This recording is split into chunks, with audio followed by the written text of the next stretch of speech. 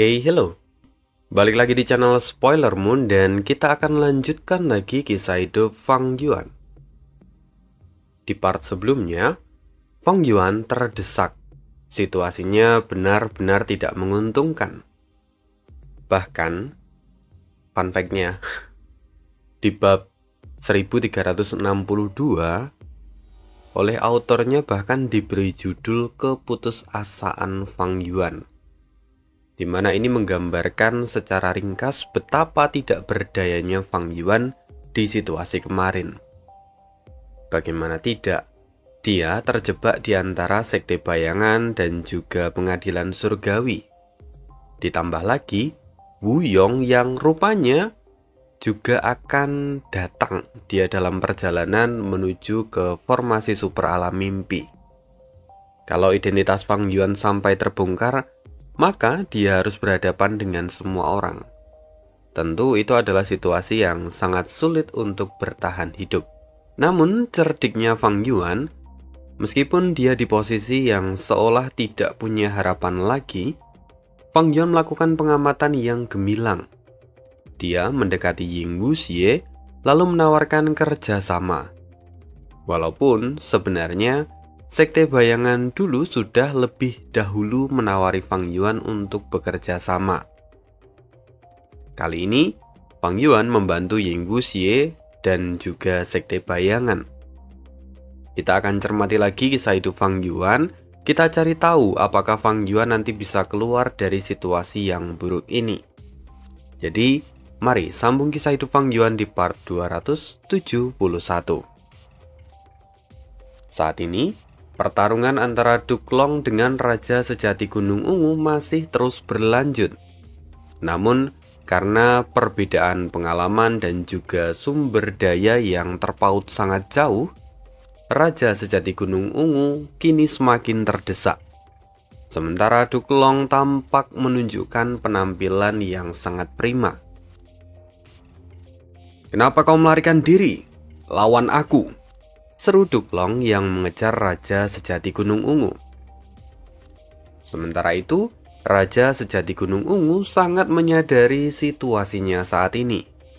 Dan memang, kalau harus berhadapan dengan Duklong secara langsung, Raja Sejati Gunung Ungu tidak memiliki banyak peluang untuk menang. Apalagi saat ini dia masih harus mempertahankan gerakan pembunuh untuk melahirkan tubuh realitas pencari mimpi sejati. Jadi, kekuatan dari Raja Sejati Gunung Ungu sangat dibatasi. Bahkan untuk bertarung dengan imbang melawan Duklong pun, rasa-rasanya Raja Sejati Gunung Ungu harus mengerahkan seluruh kemampuannya sampai mungkin nyawanya harus dipertaruhkan. Nah, saat ini, di tengah pengejaran Duklong, Raja Sejati Gunung Ungu kembali menggunakan salah satu gerakan pembunuh miliknya. Cahaya ungu menggumpal di sekitar tubuh Raja Sejati Gunung Ungu dan kemudian menyerang Duklong seperti sebuah laser.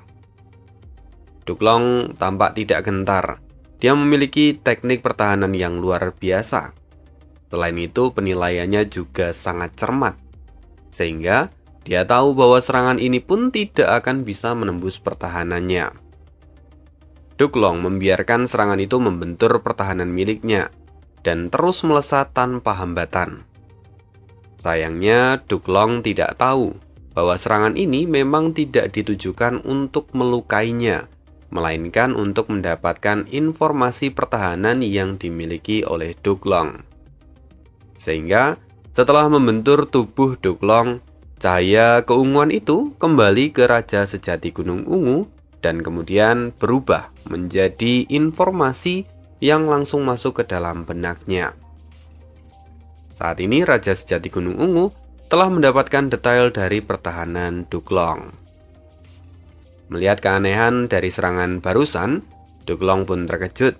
Dia menyadari kalau ada yang salah di sana. "Aku harus segera mengurus orang tua ini," kata Duklong. Lalu dia pun mengeluarkan gerakan pembunuh berikutnya, taring naga spiral namanya.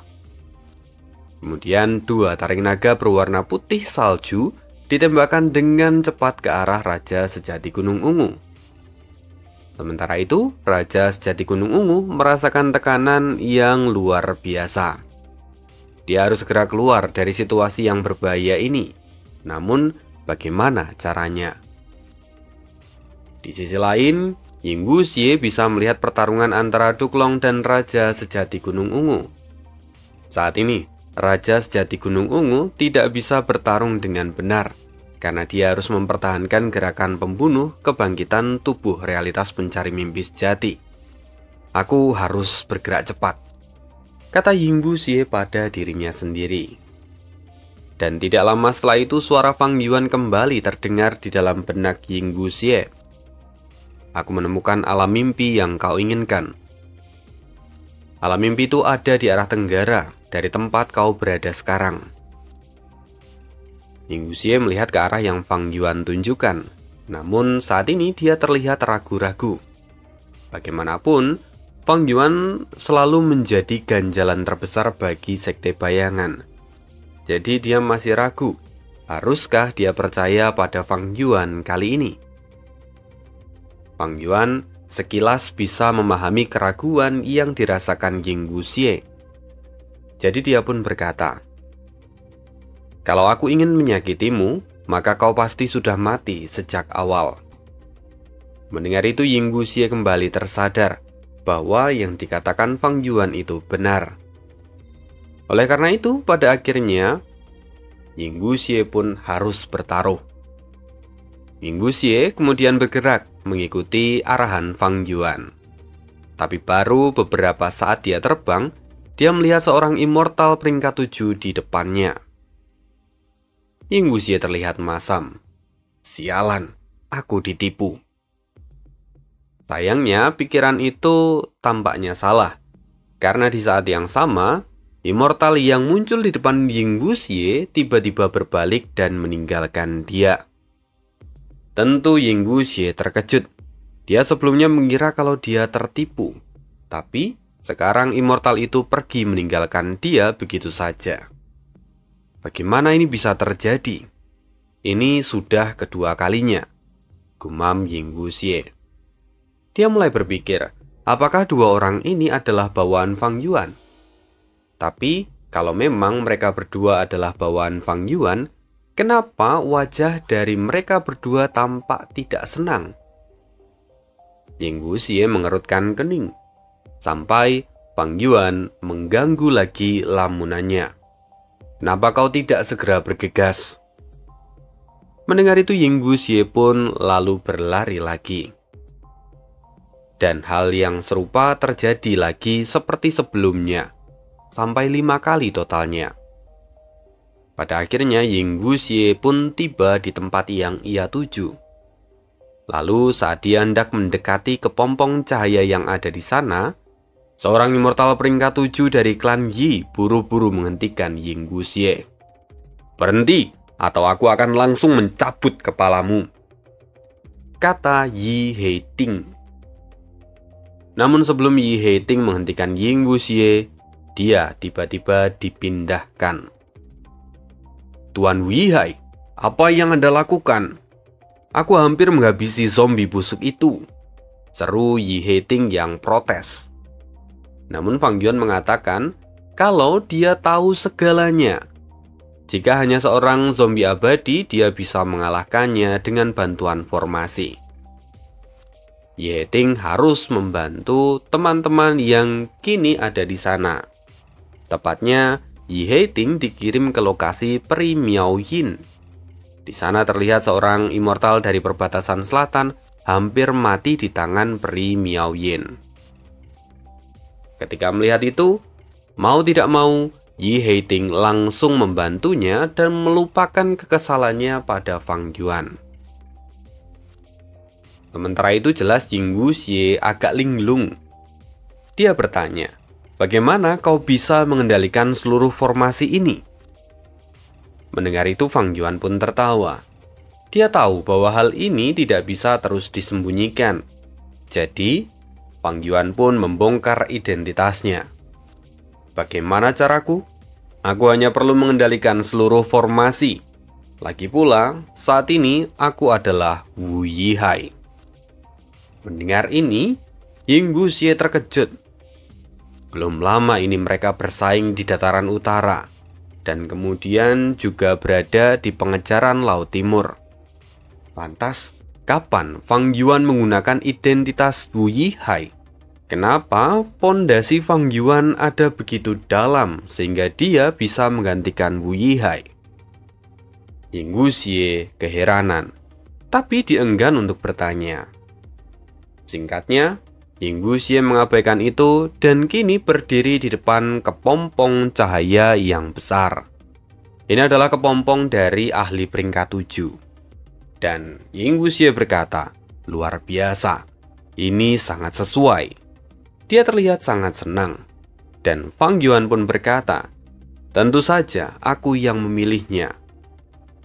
Lakukan apa yang menjadi tugasmu sekarang, kata Fang Yuan kemudian.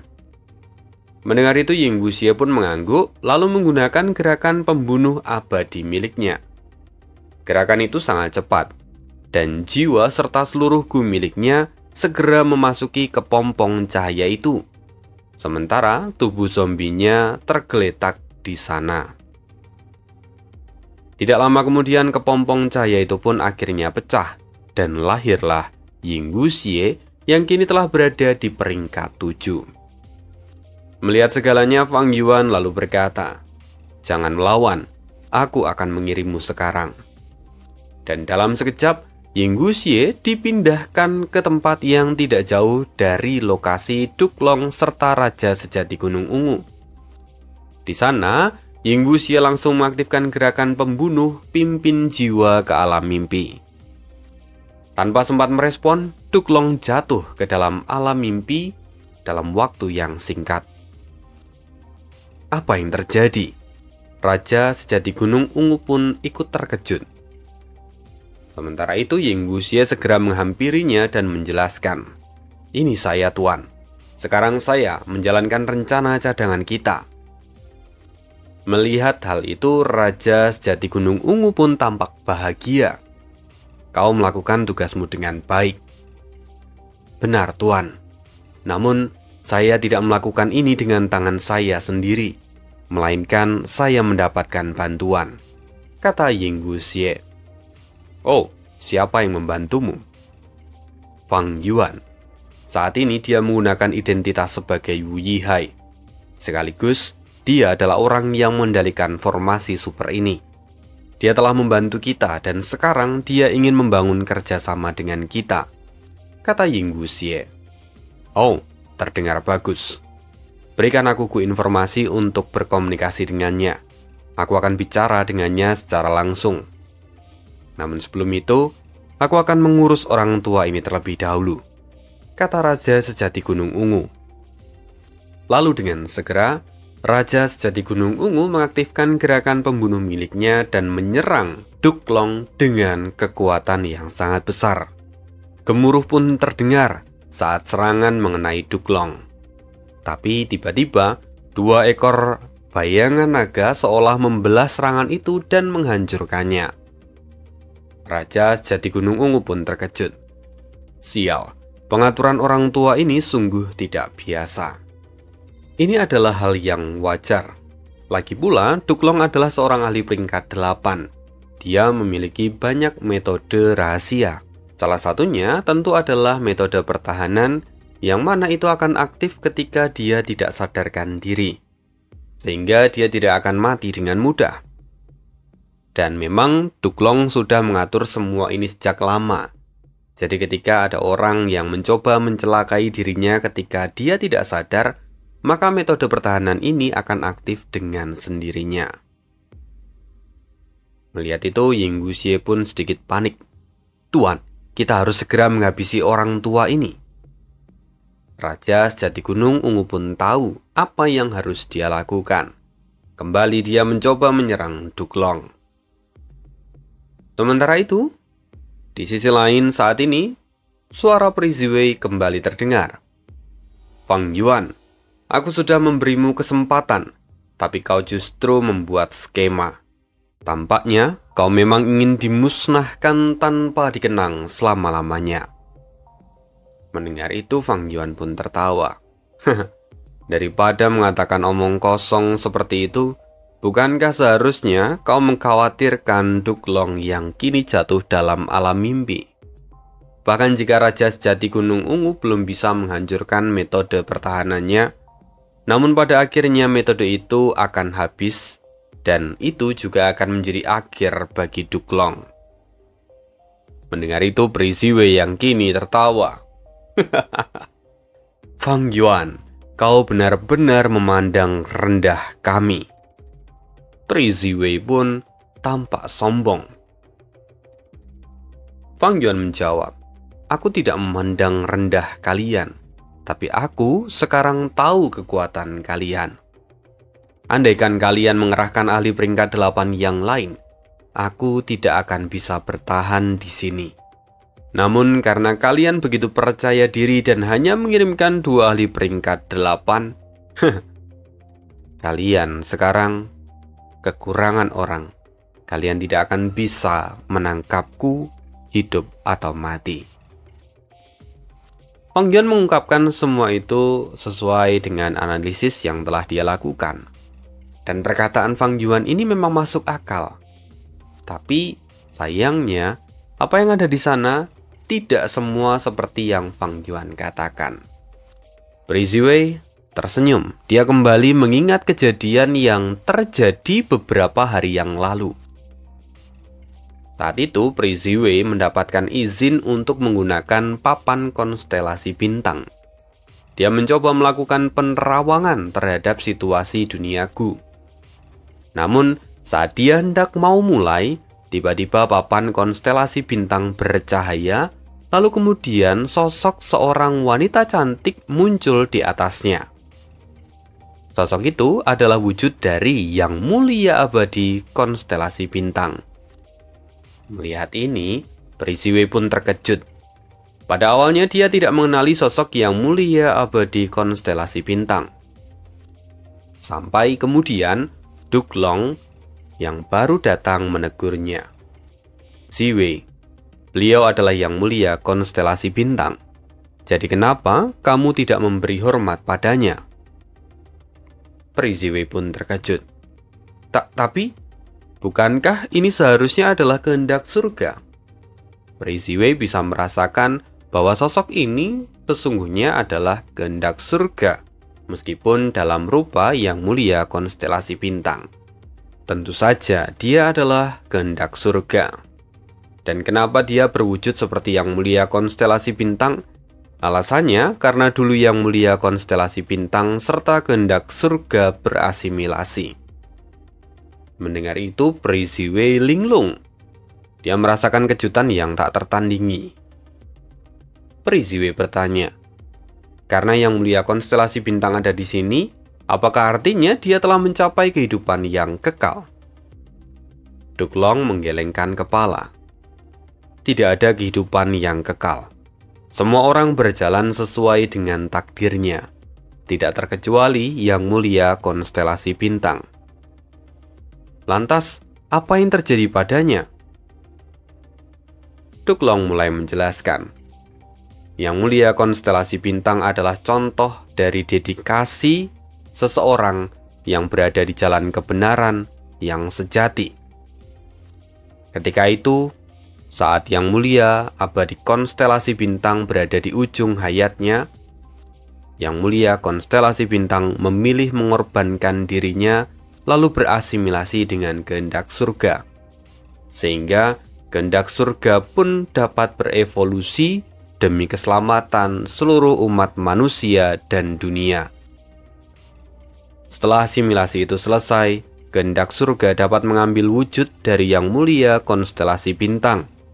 Serta kehendak surga memiliki kemampuan untuk membuat perencanaan terhadap dunia.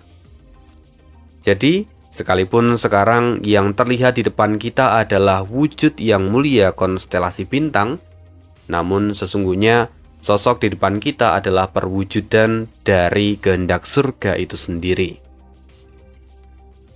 Pri Ziwei berkedip.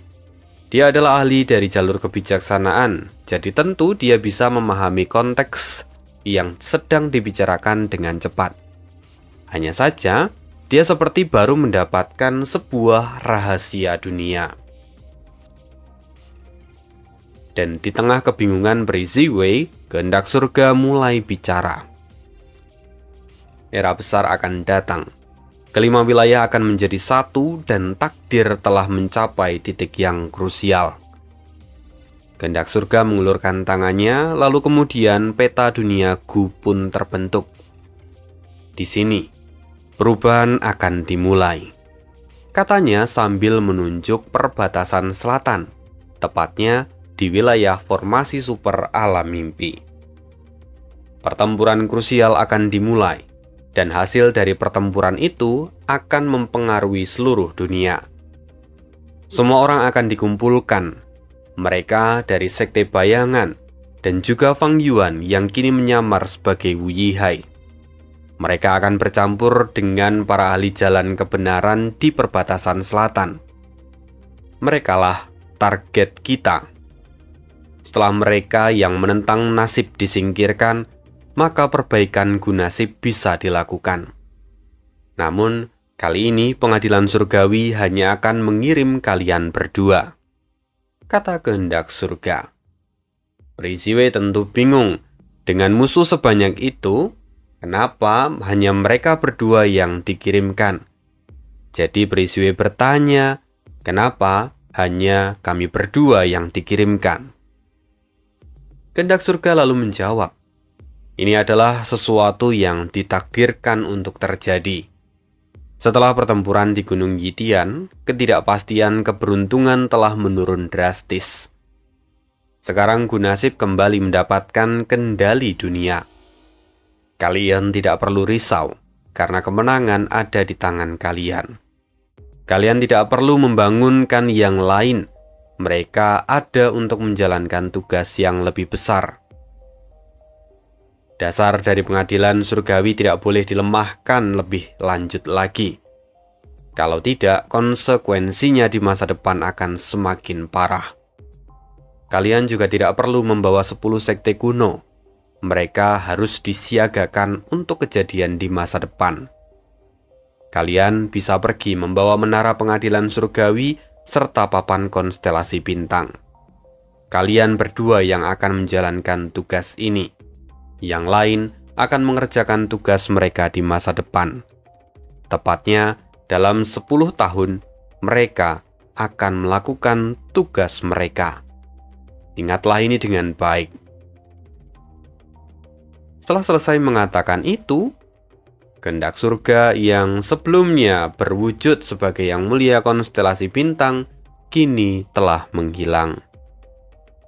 Kali ini, Peri Ziwei mendapatkan begitu banyak informasi, namun bukannya tercerahkan, dia justru semakin bingung. Sekalipun Peri Ziwei adalah seorang petinggi dari pengadilan surgawi, tapi faktanya dia mengetahui terlalu sedikit informasi tentang dunia ini. Apa yang terjadi di dalam pengadilan surgawi? Rupanya jauh berbeda dan berada di luar bayangannya. Peri Ziwei melihat ke arah Duklong untuk beberapa waktu. Duklong sendiri adalah sosok yang jauh lebih tinggi darinya. Maka Peri Ziwei berpikir kalau Duklong pasti jauh lebih memahami apa yang sedang terjadi di sana. Sayangnya, Duklong yang memahami makna di balik pandangan Peri Ziwei, dia terlihat menghela nafas panjang dan kemudian berkata, "Oh, Ziwei, jangan lihat aku. Meskipun aku sudah hidup jauh lebih lama daripada dirimu, tapi apa yang ku ketahui tidak lebih banyak dari yang kamu ketahui. Selama lebih dari 1 juta tahun, ini adalah kali kedua aku melihat kehendak surga dalam rupa yang mulia konstelasi bintang. Tidak ada yang tahu kapan kehendak surga akan muncul. Semuanya di luar kuasa kita sebagai manusia. Yang harus kita lakukan hanyalah percaya pada perencanaannya. Dan seperti yang dia katakan, kita akan menang kali ini." kepercayaan Duklong menular pada Pri Ziwei. Kini Pri Ziwei pun optimis bahwa rencana kali ini akan berjalan sesuai dengan yang diharapkan. Dan itu juga yang kemudian menjadi alasan kenapa saat ini hanya ada 2 ahli peringkat 8 yang datang ke perbatasan selatan. Dan juga alasan kenapa Pri Ziwei begitu sombong. Sayang sekali, Fang Yuan belum memahami skema besar yang disiapkan oleh kehendak surga. Saat ini, Fang Yuan hanya sibuk memikirkan apa yang harus dia lakukan supaya dia selamat dari tempat itu. Dan kali ini Fang Yuan memutuskan untuk bekerja sama dengan Sekte Bayangan. Sementara itu, Raja Sejati Gunung Ungu saat ini masih terus menyerang Duklong dengan sedikit putus asa karena gagal terus. Lalu sebagai sampingan, Raja Sejati Gunung Ungu juga mulai berkomunikasi dengan Fang Yuan. Dia menggunakan Gu informasi yang sebelumnya diberikan oleh Ying Wuxie. Raja Sejati Gunung Ungu bicara pada Fang Yuan. Fang Yuan, aku ucapkan terima kasih atas gelar hebat yang telah kau berikan padaku. Aku menyukainya. Raja Sejati Gunung Ungu terdengar sangat luar biasa. Itu adalah kalimat pertama yang diucapkan oleh Raja Sejati Gunung Ungu pada Fang Yuan. Dan Fang Yuan sendiri tidak pernah menyangka hal ini, karena sebelumnya dia menggunakan julukan Raja Sejati Gunung Ungu hanya untuk menipu Tai Bayun Seng. Dia tidak pernah menduga kalau karena hal ini, hubungannya dengan Raja Sejati Gunung Ungu justru menjadi lebih dekat. Lantas, Fang Yuan pun tertawa. Kalau memang begitu, maka aku akan memanggilmu Raja Sejati Gunung Ungu mulai sekarang. Dan karena kalian telah melihat ketulusanku sebelumnya, sekarang adalah giliran kalian untuk menunjukkan ketulusan kalian. Mendengar itu, Raja Sejati Gunung Ungu pun menjawab, tentu, apa yang kau inginkan? Fang Yuan tanpa basa-basi langsung to the point. Kristal surgawi, aku ingin dalam jumlah yang besar. Fang Yuan tahu bahwa Sekte Bayangan memiliki banyak kristal surgawi. Jadi dia meminta hal itu supaya nanti dia bisa mengembangkan Raja Wali miliknya, tentu menggunakan formasi waktu yang ditinggalkan oleh He Fan. Dan ya, Raja Sejati Gunung Ungu langsung setuju. Tidak ada penolakan. Dia berkata, oke, aku memiliki banyak kristal surgawi di tanganku. Aku bisa memberikannya kepadamu sebagai bukti ketulusanku. Apa kau ingin menggunakan kristal surgawi untuk memelihara Raja Walimu? Kalau kau mau, aku juga memiliki beberapa metode dari jalur perbudakan. Itu mungkin bisa membantumu. Mendengar itu, Fang Yuan terdiam sesaat sebelum akhirnya menjawab. Aku sudah memiliki metode untuk mengendalikan Raja Waliku. Jadi aku tidak memerlukan metode darimu. Sementara itu, ada hal penting lain yang harus kita lakukan sekarang. Oh, hal penting apa itu? Fang Yuan menjawab, gencatan senjata. Untuk saat ini kita akan bekerja sama dan keluar dari situasi sulit ini. Raja Sejati Gunung Ungu pun tersenyum. Ya, aku setuju. Dan setelah itu, mereka berdua segera mengirimkan pesan pada seluruh pasukan yang ada di medan perang. Kedua belah pihak tidak lagi saling menyerang dan menjaga jarak. Meskipun awalnya orang-orang dari Jalan Kebenaran sempat mempertanyakan keputusan Fang Yuan, namun dengan kelihayan lidah Fang Yuan, mereka pun pada akhirnya menurut. Sekarang, perbedaan kekuatan antara kedua belah pihak telah menyusut. Lantas apa yang akan dilakukan oleh pengadilan surgawi? Gumam Fang Yuan yang selalu waspada pada setiap gerakan dari pengadilan surgawi. Sementara itu, saat ini Duklong masih berada di alam mimpi, sementara Pri Ziwei dan menara pengadilan surgawinya masih sibuk melawan Zuo Yehui. Situasi pengadilan surgawi mulai tidak menguntungkan. Namun anehnya, mereka tidak panik sedikit pun. Dan setelah beberapa waktu, alasan dibalik perasaan yang tidak panik itu pun terjawab.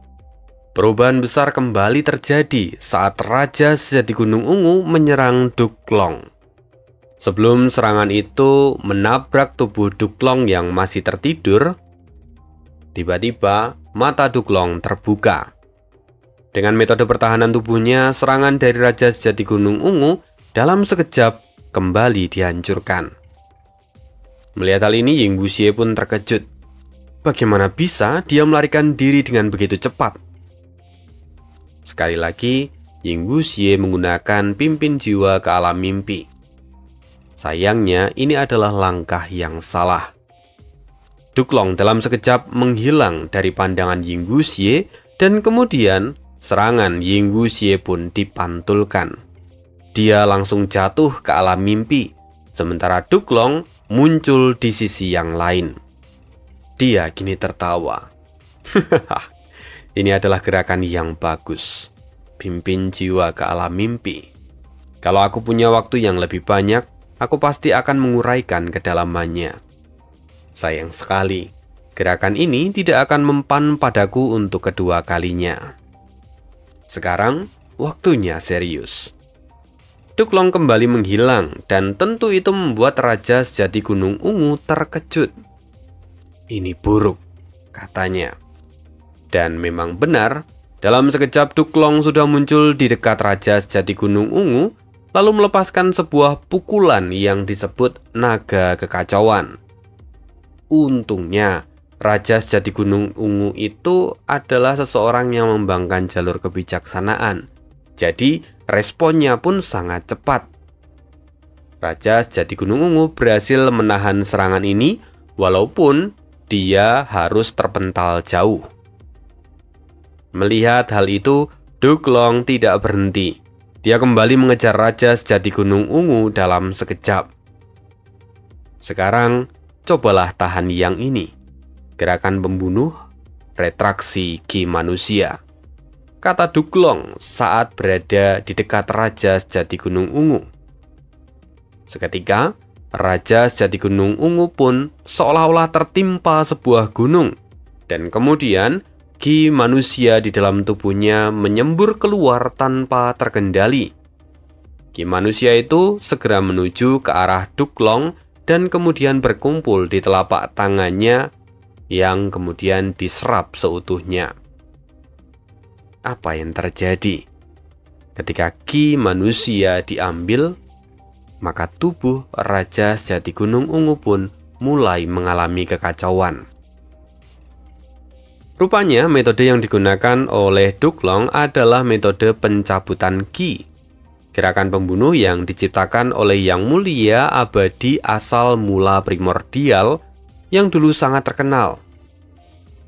Dan untuk memahami cara kerja dari gerakan pembunuh ini, kita harus ingat kembali tentang proses kenaikan dari seorang Master Gu dari peringkat 5 menjadi seorang immortal.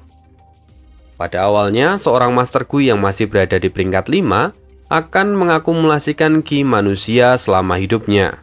Dan kemudian dia akan mulai menyerap ki surga dan bumi untuk menyatukan ketiganya. Dari ketiga ki ini, maka nanti apertur akan terbentuk. Lalu semakin banyak ki manusia yang dimiliki, mereka juga akan punya chance untuk lebih banyak menyerap ki surga dan ki bumi. Hasilnya, tanah terberkati yang terbentuk juga akan semakin luas ketika ki surga dan ki bumi yang diserap semakin banyak. Dan setelah nanti apertur abadi terbentuk, Master Gu juga harus menjaga keseimbangan antara ketiga ki. Kalau sampai gagal, maka mereka hanya akan meledak dalam proses ini.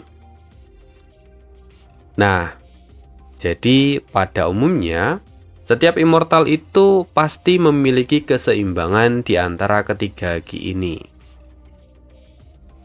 Dan betapa mengerikannya gerakan pembunuh milik Duklong karena menargetkan salah satu ki yang dimiliki. Sebagai contoh saat ini, yang diambil adalah Qi manusia. Hasilnya, tentu ketidakseimbangan pun terjadi, dan fondasi dari Raja Sejati Gunung Ungu bisa jatuh. Di situasi ini, Duklong pun tertawa. Sekarang sudah terlambat. Raja Sejati Gunung Ungu, kau telah terkena retraksi Qi manusia milikku.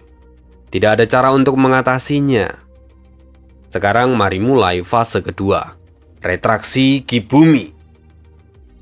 Raja Sejati Gunung Ungu kembali dibuat terkejut saat Qi bumi dalam jumlah besar keluar dari apertur miliknya. Kejadiannya sama seperti sebelumnya. Qi bumi itu masuk ke telapak tangan Duklong dan kemudian menghilang. Sekarang, setelah kehilangan 2 Qi miliknya, fondasi dari Raja Sejati Gunung Ungu pun benar-benar lumpuh.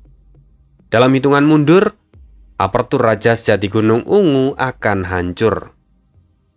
Sial, aku tidak punya pilihan. Duklong meraih perutnya. Lalu dia mengambil apertur abadi miliknya dan melemparkannya ke tanah. Duklong membiarkan aperturnya menyerap Qi surga dan bumi. Sementara dia memutuskan untuk berlari meninggalkan aperturnya. Melihat tekad dari Raja Sejati Gunung Ungu, Duklong pun terkejut dan wajahnya juga dipenuhi dengan kekaguman. Bagaimanapun, melepaskan apertur itu adalah tindakan yang amat berani. Karena tanpa apertur abadi, masa depan dari seseorang akan suram. Satu hal lagi yang lebih penting, ketika Raja Sejati Gunung Ungu melepaskan apertur abadi miliknya, maka dia akan kehilangan sebagian besar tanda dao miliknya. Tanda dao adalah kekuatan dari seorang Master Gu. Otomatis, kalau tanda daonya hilang, kekuatan dari Raja Sejati Gunung Ungu pun turun drastis.